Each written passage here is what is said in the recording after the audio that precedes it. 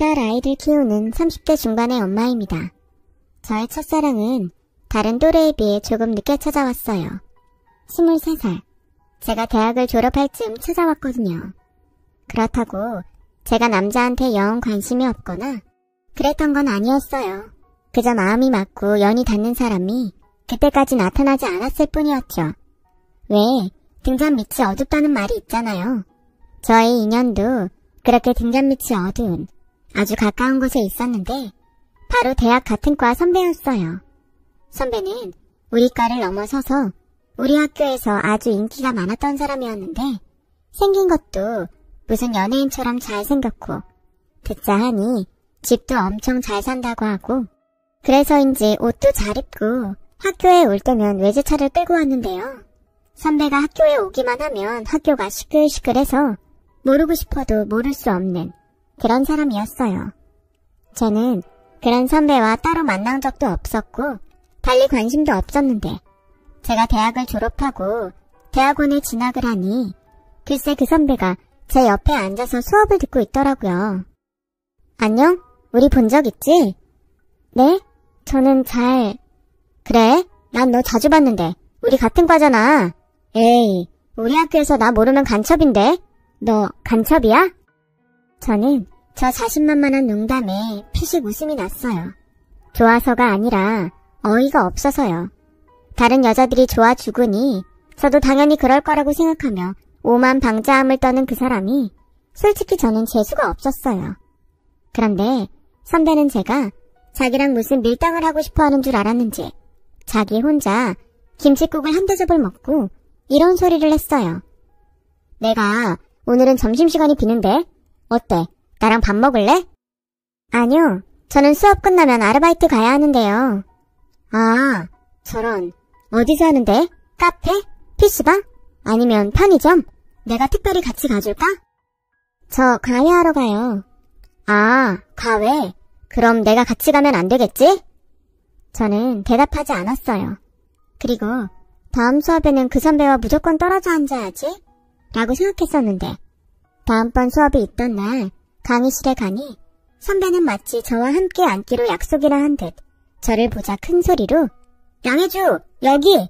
라며 불렀고 순식간에 강의실 안의 사람은 모두 저를 쳐다봤어요.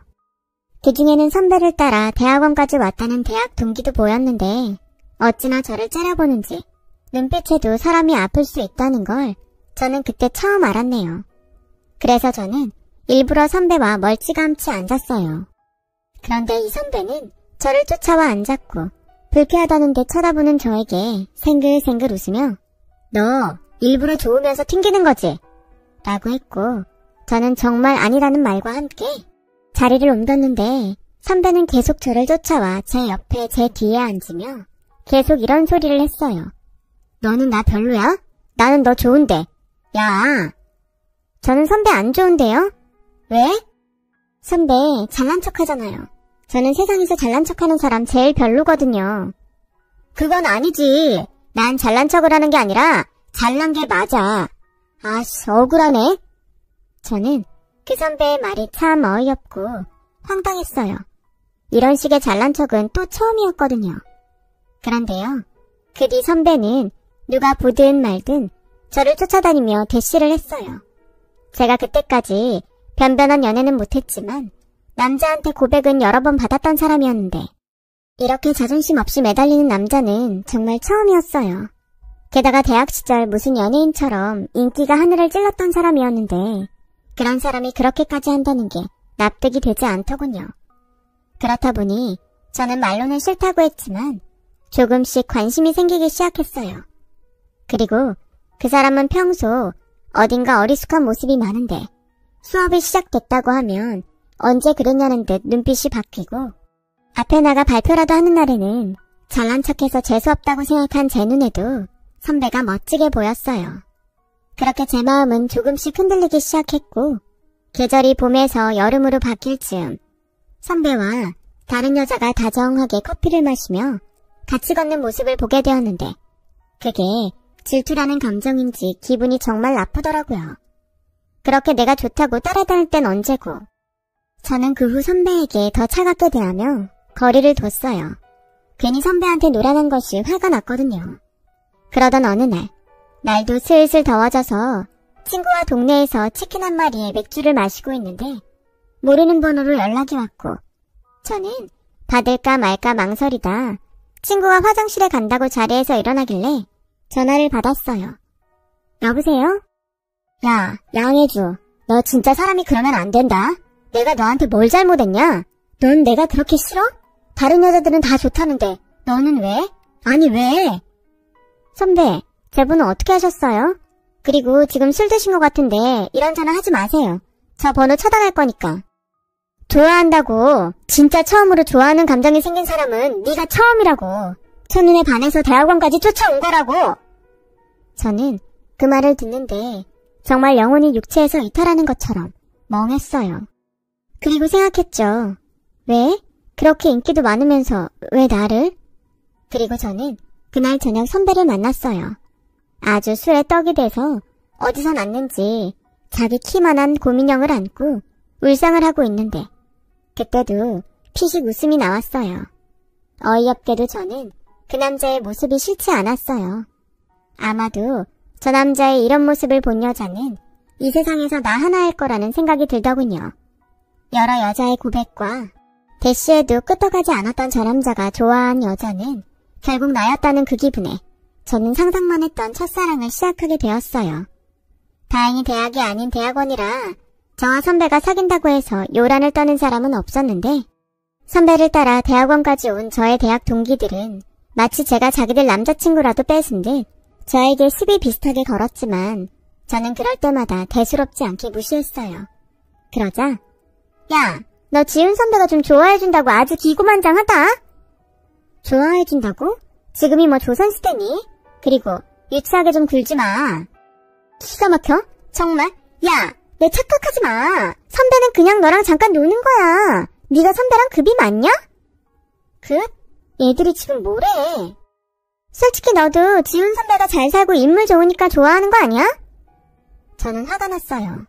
이젠 좋아하지 않는다고 부정할 수 없게 되었지만 제가 선배를 좋아하게 된 건 그런 배경이 아니었고요. 저는 순수한 그 사람에게 끌렸고 또 이유야 어쨌든 대학원에 와서 공부와 미래에 성실하고 최선을 다하는 그 모습이 좋았던 건데 저를 자기들과 같은 취급을 하는 대학 동기들에게 화가 났어요. 그런데 혜주, 여기 있었어? 뭐야, 니네들도 내 여자친구 화나게 한 거야? 선배, 정신 차려요. 혜주는 쟤는 진짜 선배랑 안 어울려요. 선배가 아깝다니까요. 사람이 누가 더 아까운 게 어딨어. 그리고 전에도 이야기했지만 후배라고 봐주는 것도 이제 끝이다. 세상에 어떤 남자가 자기 여자 괴롭히는 애들을 봐주겠니? 또 한 번 우리 혜주한테 뭐라고 하면 그때는 나도 가만히 있지 않는다. 가자. 오늘은 거의 없다고 했지? 저는 선배의 손을 잡고 차에 타며 생각했어요. 그리고 한 번은 꼭 이야기해야겠다는 생각이 들어 입을 열었죠. 선배, 나 궁금한 게 있는데 선배네 집이 그렇게 부자예요? 왜? 갑자기. 주변에서 내가 선배 배경 보고 만난다는 말을 자꾸 들으니까 화가 나서요. 에이, 화내지 마. 다른 사람은 몰라도 당사자인 내가 알잖아. 넌 절대 내 조건을 보고 그러는 게 아니라는 거. 쫓아다닌 것도 나고 매달린 것도 난데. 그러니까 왜 자꾸 사람을 그렇게 보는지 미리 말하는데 난 절대 선배 조건 때문에 만나는 게 아니에요. 네. 배고프다. 우리 맛있는 거 먹으러 가자. 내가 아는 가게가 있거든. 괜찮지? 저는 그 후 선배와 연애를 하면서 무조건 데이트 비용을 반반 내려고 했어요. 이상한 오해를 받는 것도 싫었고 무엇보다 선배에게 그런 부분을 더 어필하고 싶었는데 선배는 제가 그럴 때마다 자기가 저에게 무엇이든 더 해주려고 했어요.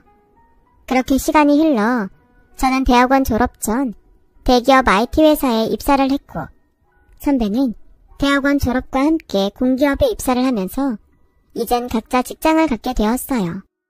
비록 직장에 다니느라 만나는 날이 줄었지만 저희 마음은 상대적으로 커져가게 되었죠.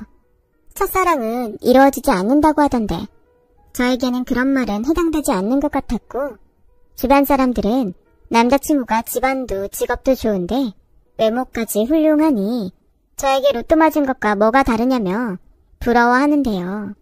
그쯤 되니 저도 이젠 그런 시선이 별스럽지 않게 느껴졌어요. 그렇게 저희의 만남은 4년이 넘어갔고 저희 집에서는 슬슬 결혼에 대한 기대를 하기 시작했어요. 그리고 저 역시 결혼한다면 당연히 이 사람과 해야 한다고 생각했기에 자존심상 먼저 말을 하지 않았지만 결혼에 대한 생각을 많이 했었더랬죠. 그렇게 추운 겨울이 다가왔고 남자친구는 저에게 예쁜 반지를 주면서 프로포즈를 했어요. 저는 만나온 시간도 길었고 또 프로포즈를 기다렸기에 기다릴 것도 없이 좋다고 대답했어요. 그 후 남자친구가 먼저 저희 집에 인사를 왔고 저도 그렇고 저희 부모님은 평소 결혼은 두 사람이 함께 시작하는 중요한 일이니 처음부터 욕심내지 말고 두 사람의 능력 안에서 시작하는 것이 맞다고 생각하는 주의라 남자친구에게 똑같이 그렇게 말을 하셨어요. 서운하게 들을 수도 있는데 나는 그게 맞다 생각하네. 남자는 집, 여자는 혼수 그런 것들 말고 둘이 같이 살 집도 마련하고 쓸 물건도 장만하면서 시작해봐. 그렇게 살다 혹 힘든 날 있으면 내 딱 3번은 장인으로서 도와주겠네. 난 내 딸 잘 부탁한다는 말보다 자네가 내 딸이랑 행복하게 살았으면 좋겠어. 염려 마세요. 저는 벌써부터 혜주랑 결혼할 생각에 행복합니다. 나는 그래도 혜주 엄마라 우리 박간양만처럼은 못하겠고 우리 혜주 잘 부탁해요. 다른 건 모르겠고 많이 아껴줬으면 좋겠어. 세상이 변했다고 하지만 여자는 남자한테 사랑받아야 행복하니까. 엄마, 요즘 세상에 무슨 그런 말을 해. 왜? 그게 너 살면서 얼마나 중요한데. 장모님, 그런 걱정은 절대 안 하셔도 돼요. 제가 너무 아껴서 없어질까봐 무서울 지경이니까요. 저희 엄마는 남자친구의 그 말에 안심이 됐는지 한참을 우셨어요. 그리고 그 뒤로도 분위기가 참 좋았는데 문제는 저 역시 남자친구 집에 인사를 가야 한다는 마음의 부담감이었어요. 그리고 이윽고 그날이 되어 저는 남자친구의 집으로 향했는데 남자친구의 집은 제가 생각한 것보다 훨씬 넓고 좋은 곳이었죠. 그리고 집 안으로 들어가니 어떤 아주머니가 나오셔서 저와 남자친구에게 인사를 하고 제가 사들고 간 것들을 받아가시는데 기분이 참 묘했어요. 사실 저는 그분이 남자친구 어머니신 줄 알고 인사를 하다 멈칫했었거든요. 여사님, 저희 부모님 들어오셨어요? 사장님은 오늘 늦는다고 하시고 사모님은 아까부터 기다리고 계세요. 들어오세요. 식사 준비는 다 됐습니다. 저는 반쯤 숙인 머리를 들고 집 안으로 들어갔어요. 그러자 딱 봐도 까탈스러워 보이고 엄청 센 여자분이 방에서 나오셨는데 직감으로 저분이 예비 시어머니라는 것을 알 수 있었어요. 엄마, 우리 왔어요. 그래, 결국엔 집에까지 데리고 왔구나. 아줌마, 우리 밥 먹기 전에 차나 한 잔씩 줘요. 네, 사모님. 이름이 뭐라고 했더라? 양 뭐라고 했는데? 양해줍니다. 인사가 늦었어요. 아니에요. 난 뭐 인사까지 받게 될 줄 몰랐으니까. 좀 만나다 헤어질 줄 알았지. 네? 엄마, 우리 얘기 다 끝났잖아요. 그래서 데리고 와도 된다고 하셔놓고. 그래, 내하고는 도무지 말이 통하지 않으니까 데리고 오라고 했지. 그쪽 집에서는 뭐 결혼은 욕심 부리지 말고 둘이 알아서 하라고 했다고? 내가 진짜 그 소리를 듣는데 혈압이 올라서 지금도 내려가질 않아. 아니, 도대체 집이 얼마나 못 살길래 그런 소리를 하시지? 저는 억울하게도 놀라고 화가 나서 뭐라 말을 하지 못했어요.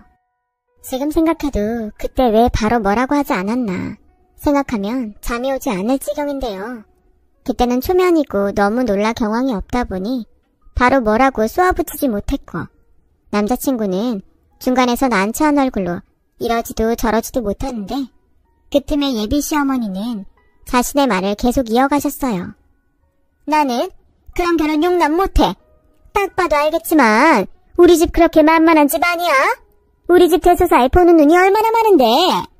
들어서 알겠지만 내 남편 회사 사장이야. 거래처들이며 그 회사 사장들이랑 사무들. 내가 정말 생각만 해도 아찔하다. 그러니까 번지수 잘못 짚었어. 그래도 기어이 이 결혼이 하고 싶으면 예단 혼수 제대로 해와. 나도 해줄 건 해줄 테니까. 뭐 그럴 능력 없으면 그냥 없던 일로 하든가. 그럼 나야 더 고맙지. 우리 아들이랑 결혼하고 싶다고 줄을 선 여자가 얼마나 많은 줄 알아? 순진한 내 아들 꼬여냈으니까 내가 기회는 먼저 준다 이거야. 저는 그때 다행히 정신이 돌아왔어요. 그리고 머리가 차갑게 식는가 싶더니 이건 아니다 싶더라고요. 그래서 아까부터 말씀이 매우 심하신데 좀 조심해주세요. 전 댁에 아드님 꼬신 적 없습니다.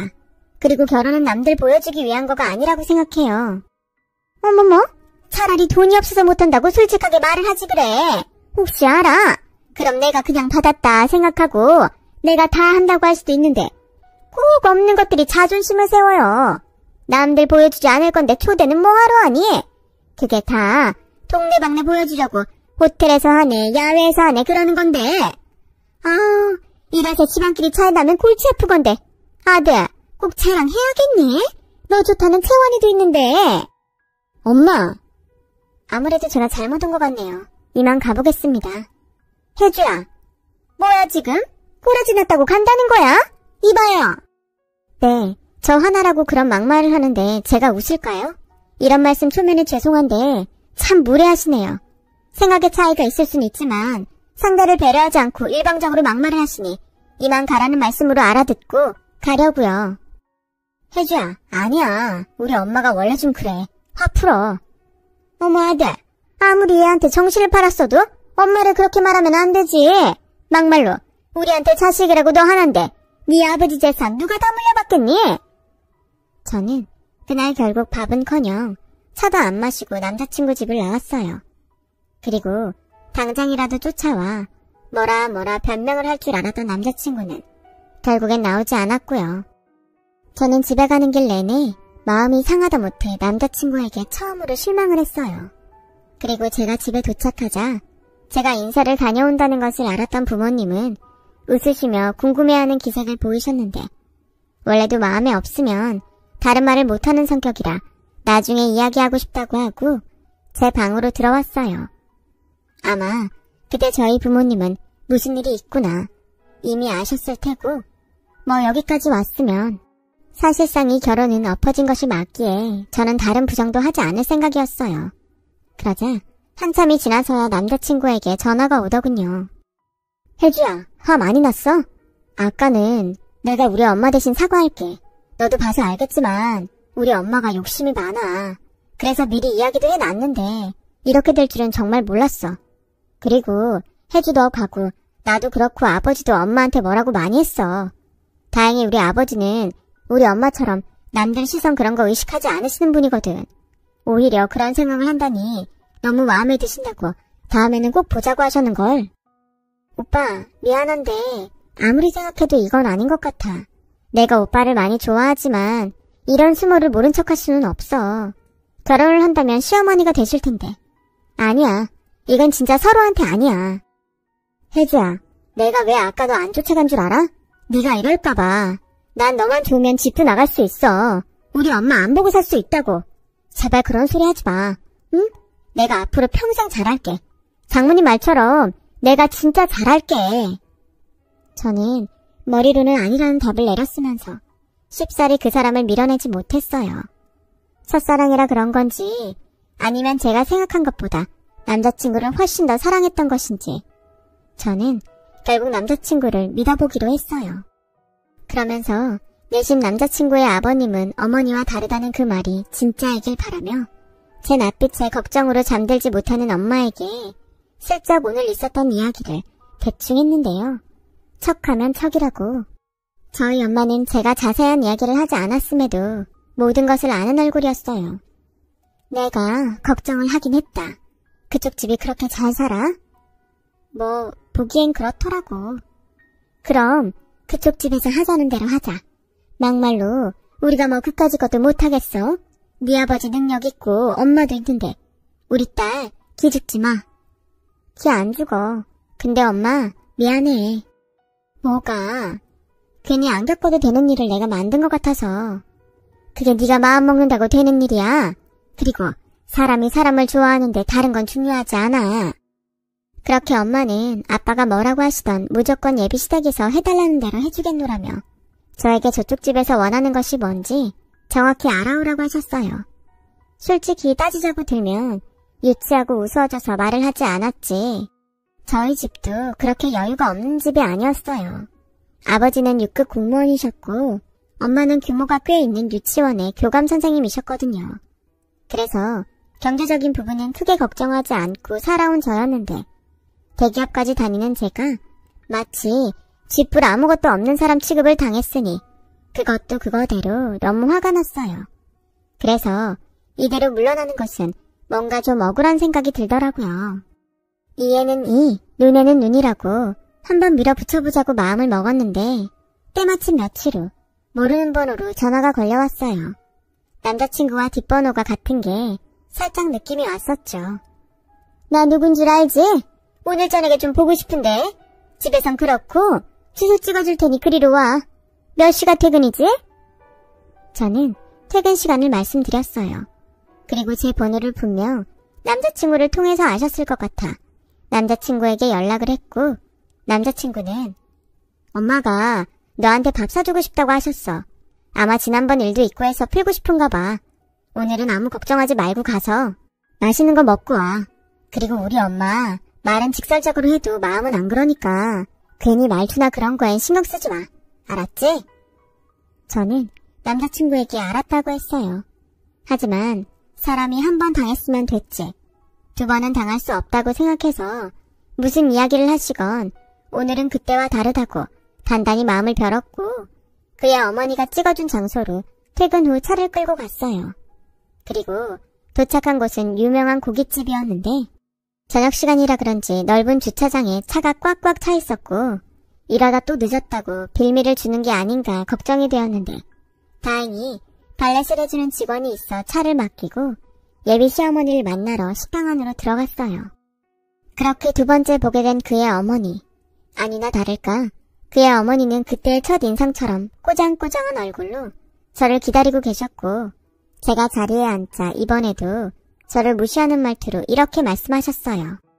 너 여기 와봤니? 내가 혹시 몰라서 알아서 주문해놨다. 어차피 뭐가 뭔지도 모를 텐데 물어봐서 뭐 하나 싶어서. 먹자. 저는 이번에도 거슬리는 그의 어머니 때문에 속이 부글부글 끓기 시작했어요.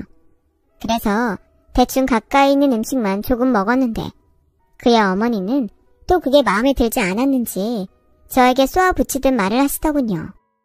예, 넌 먹는 게 복도망가게 그게 뭐니? 왜? 못 먹어본 음식이라 영 낯설어? 어머니, 저 여기 와봤어요. 그리고 그때도 말씀드렸지만 무리하게 구시지는 말아주셨으면 하는데 어려울까요? 뭐야? 이게 지금 누굴 가르치려 들어? 내가 지금 마음과 다르게 행동하려니 성에 안 차서 그런다. 내가 고작 너같이 없이 사는 애한테 주려고 애지중지 내 아들을 키운 게 아닌데 억울하고 분해서 그래. 저도 저희 부모님이 정성으로 키워주셨어요. 그리고 이런 말씀 어떻게 들으실지 모르겠는데 저 그렇게 없이 살지 않았어요. 저희 아버지 아직 공직에 계시고 저희 엄마도 유치원에서 교감으로 계셔서 저 아쉬운 거 없이 살았습니다. 뭐? 그래서 뭐? 내가 그럼 너한테 어머 그랬니? 몰라봐서 미안하다. 너 그럴 줄 알았어? 공무원 나부랭이랑 학교도 아니고 유치원 교감 가지고 어디서 명함을 들이밀어? 너 진짜 우리 집이 어떤 집인지 영 모르는구나. 네, 잘 모르겠어요. 혹시 우리나라 사람들 다 아는 그런 대기업 집안인가요? 뭐? 어머님 말씀대로 잘 몰라서요. 제가 그동안 만난 사람이 재벌 2세나 3세 되는 그런 거였나요? 그때였어요. 저는 제 눈으로 직접 상이 뒤집히는 것을 목격했고 어디서 그런 힘이 솟아났는지 순식간에 방안은 아수라장이 되어버렸어요. 그리고 단단히 화가 나서 목까지 빨갛게 된 그의 어머니는 아직도 분을 참지 못하겠다는 듯 저에게 숟가락을 던지시는데 그 순간 딱 한 가지 생각밖에는 되지 않더라고요. 아, 제대로 미쳤구나. 정말로 그의 어머니는 미친 사람처럼 저를 무섭게 노려봤고 그리고 거친 숨과 함께 큰 소리를 치시는데 귀가 떨어져 나갈 것 같았어요. 야! 대기업 집안이냐고? 너 지금 나하고 해보자는 거야 뭐야? 그래서 뭐? 공무원 나부랭이랑 급이 맞다는 거야? 어디서 쥐꼬리만한 월급이나 받아먹는 주제에 입을 놀려? 저는 단단히 이성을 놓은 그의 어머니와 더는 함께 있고 싶지 않았어요. 또한 어떤 말로 싸우고 싶지도 않았고요. 그럴 가치를 더 이상 느끼지 못했다는 것이 더 정확한 표현일 것 같네요. 그래서 저는 자리에서 일어났어요. 그러자 어딜 도망가냐며 또 소리를 고래고래 지르는데 안 되겠다 싶었는지 식당 직원으로 보이는 중년의 남자분이 조심스럽게 방 안으로 들어오시더라고요. 그런데 아까까지만 해도 저를 잡아먹을 듯 소리를 고래고래 질렀던 그의 어머니에게 여보! 라는 말이 들려왔고 저한테 그런 소리를 했을 리 없어 고개를 돌려보니 방금 직원으로 들어오신 중년 남자에게 그의 어머니가 이번에는 얼굴이 사색이 돼서는 그렇게 말씀하시고 그 자리에 굳어 계시더라고요. 아니, 회사 사장이라고 하더니 왜 여기에... 저는 이 상황이 이해가 가지 않아 그 자리에서 오도 가도 못했어요. 그러자 당신 역시 민망하고 창피한지 어색하게 웃으며 그의 아버님이 먼저 입을 여셨어요. 누군가 했더니 당신이었어. 여보, 당신 옷이 왜 그래? 아침에 입고 간 양복은 어쩌고? 그리고 여기서 뭐 하는 건데? 왜 손에 행주를 들고 있는 거야? 김 기사는? 그의 어머니는 이제서는 안중에 없는 눈치였고 저 대신 당신의 남편을 쥐잡듯 잡아댔는데 계속 거기에 있는 것도 못할 짓 같아 저는 그만 그 자리에서 나와버렸어요. 그리고 남자친구에게 이 이야기를 해야 할까 말아야 할까 고민이 됐고 분명 남자친구 역시 어머니처럼 모를 것 같은데 괜히 저에게 듣고 자존심 상해할 것 같아 저는 말을 하지 않기로 했어요. 그런데 그렇게 며칠이 지났을까? 한동안 연락이 없던 남자친구는 저에게 만나자고 연락을 해왔고 한눈에 전과는 비교도 되지 않을 만큼 헬쑥해진 모습으로 제 앞에 나타났어요. 괜찮아. 얼굴이 많이 상했다. 일이 많았어. 너도 대충 짐작은 가지? 남자친구는 해탈한 얼굴로 말을 이어갔어요. 그리고 설마 했지만 남자친구의 말을 듣고 있는데 드라마도 이런 드라마가 없더라고요. 우리 엄마가 봐서 알겠지만 우리 집이 사업한다는 것에 자부심이 대단하셨어. 아버지는 늘 그걸 부담스러워 하셨는데 엄마는 계속 아버지한테 사업을 더 키워야 한다고 옆에서 부추기셨어. 집도 남들 보기에 있어 보여야 투자하겠다고 한다면서 무리한 거고 우리 집에서 일하시는 분들도 다 엄마가 욕심내신 거야. 아버지는 도저히 감당이 안 되는데 엄마는 계속 바라시고 그래서 사업이 망해가는데도 말을 하지 못하셨대. 그래서 거기에서 일하신 거야? 집에서는 회사 출근하신다고 나오셔서 거기서 일하신 거지. 그래서 요즘 계속 늦었던 거더라고. 아버님이 많이 힘드셨겠다. 하지만 꼭 나쁜 일만 있는 건 아니야. 우리 자기 뜻대로 결혼할 수 있을 것 같아. 그게 무슨 소리야?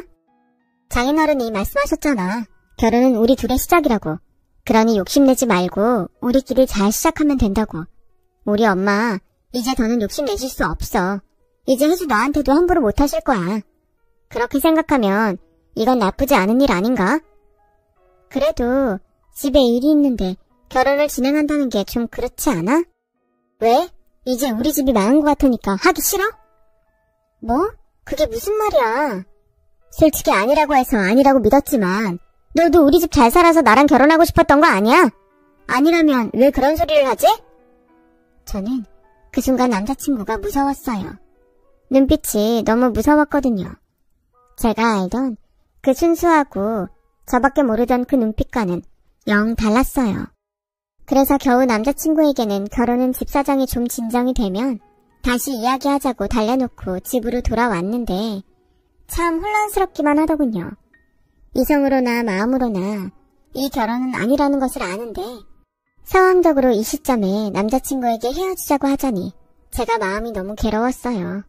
그래서 한동안은 헤어지자는 말은 못하고 대신 혼자 마음의 정리를 하고 있었는데 그러던 어느 날 그의 어머니로부터 만나자는 연락이 왔어요.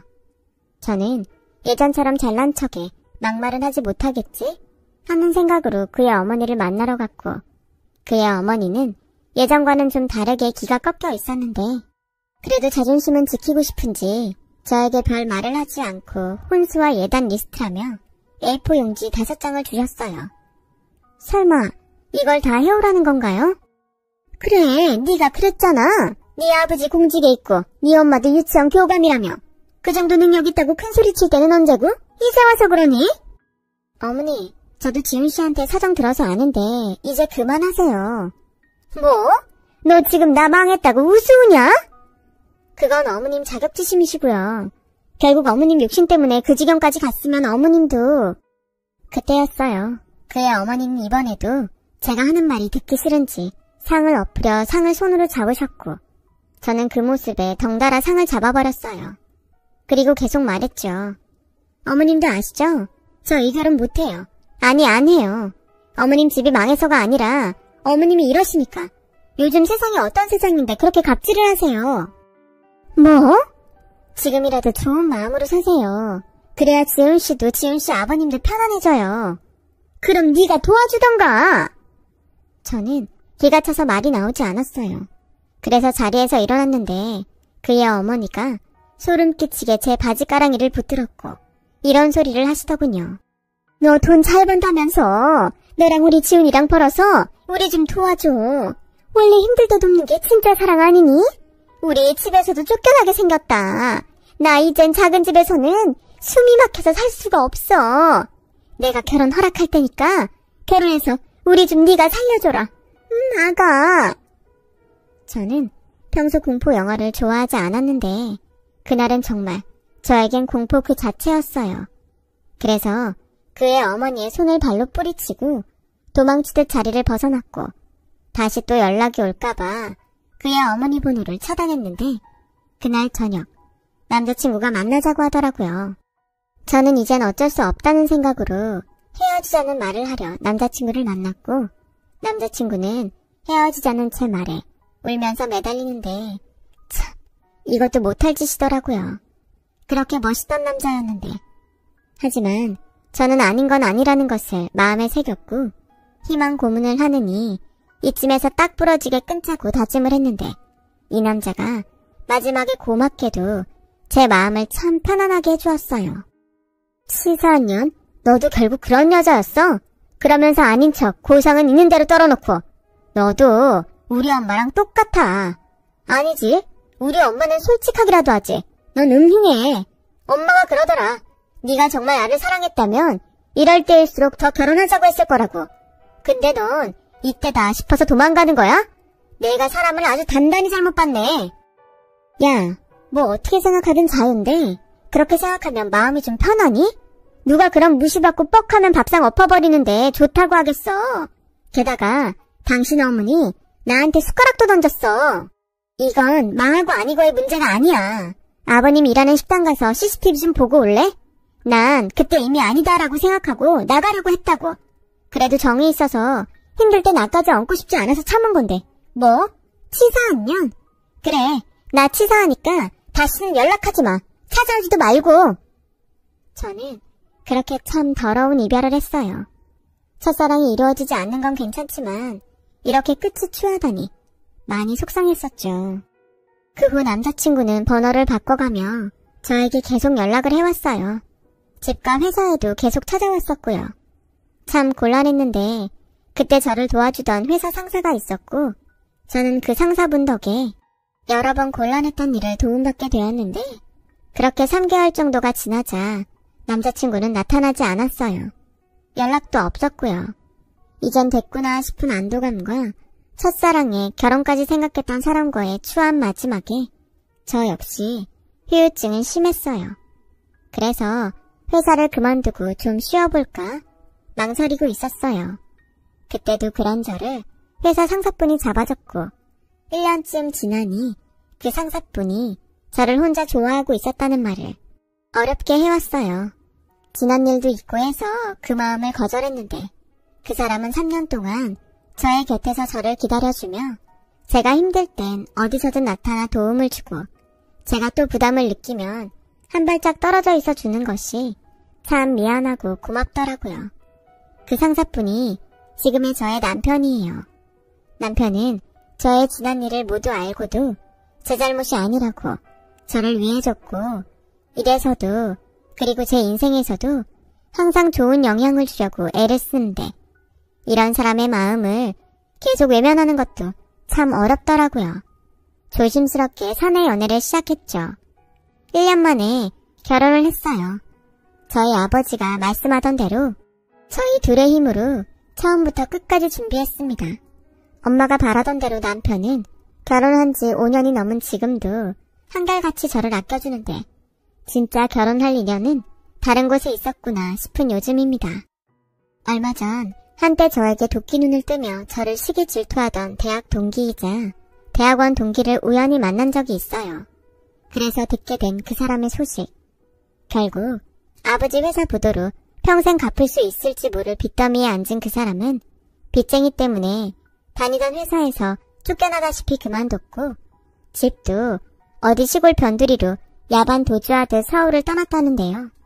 몰랐으면 더 좋았겠다 싶었어요.